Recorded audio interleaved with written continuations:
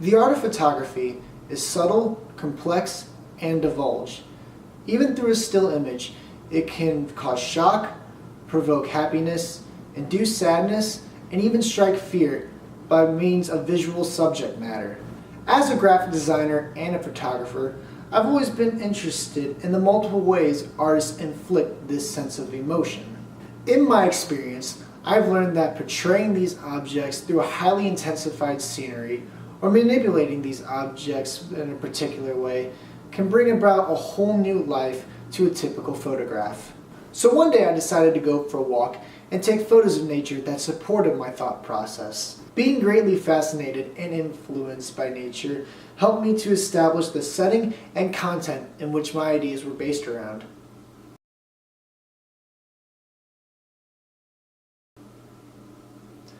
Now I can't tell you how long it took me to get these dogs perfectly synced up with each other. It took a couple dozen shots, but eventually I got them in a position where I wanted them exactly how I wanted them to appear. Obviously, the content and composition in this image contains two husky dogs in opposing directions in order to give off a sense of balance and juxtaposition to the photograph. The main focus, however, is drawn to the dog staring directly back at you. And yes, those are actually the colors of the dog's eyes. No Photoshop trick at all. The focused look on this particular husky's face establishes a sense of understanding and almost kind of like a sense of acknowledgement or awareness between the viewer and her, whereas the other dog does not present that at all. A sense of awe is also meant to be portrayed as direct connection between the viewer and the animal is highly intensified, almost as if she's staring right back at you, listening to exactly what you have to say.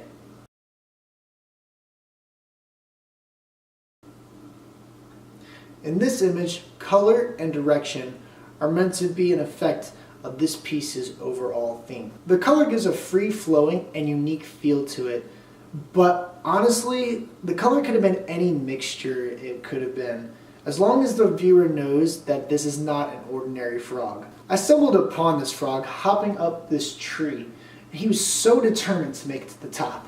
Even when I got close to him, he wasn't even caring that I was taking his picture. He just seemed to keep wanting to go up this fucking tree.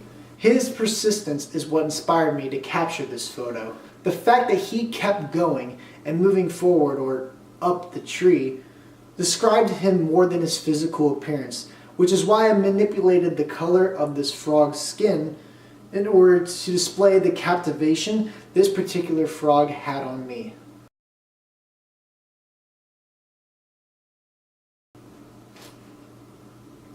Now this piece really displays an example for detail.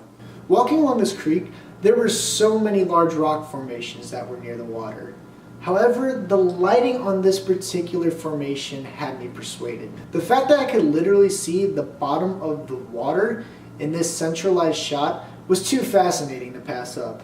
The cool complementing colors of the water give this majestic, separating feel from the warmer colors when the light hits the water. As the water is supposed to be the main subject of this piece, the rock formation's function is strictly used as an anchor. It is meant to draw the attention to where it rests and to allow the eye to slowly move down the light source casting on the water.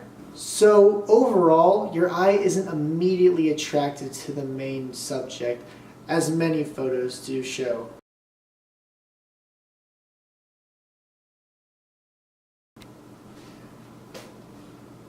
Now, composition is a large aspect in this photograph. Starting from the center of this piece, it begins with large rocks and a spread out formation that give this sense of space between them, where the rocks above are a lot more grouped together, giving an overall cluttering effect. These different organizing positions give balance to the piece and shows orientation by establishing foreground. Also, the water running through the large rocks presents an action that something secondary is affecting the foreground.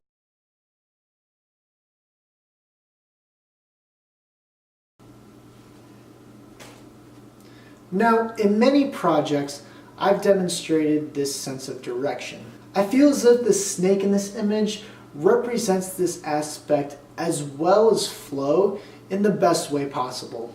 Unlike in the other photographs, where the direction of the subject or composition starts by automatically showing it or dragging the eye down toward the main focus, this piece's direction is revealed through the foreground of the main subject and is slowly drawn to the background that is the snake's body.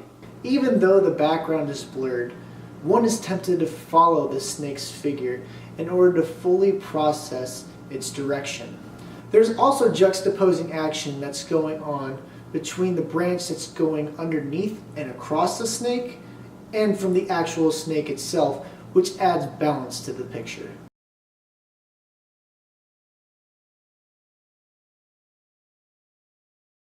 The final photograph I'm going to demonstrate, I believe, is my best example of the relationship between graphic design and photography, which is what I'm all about. Now, the leaf in this image was captured by hand.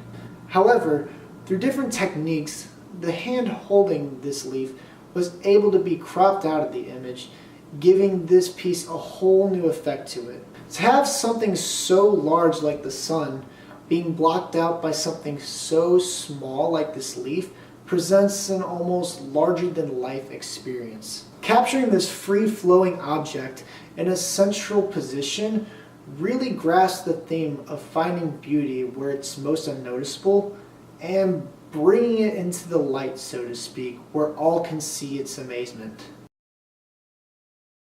In conclusion, my artwork is defined by its balance, subtlety, and subject matter that bring together an overall theme.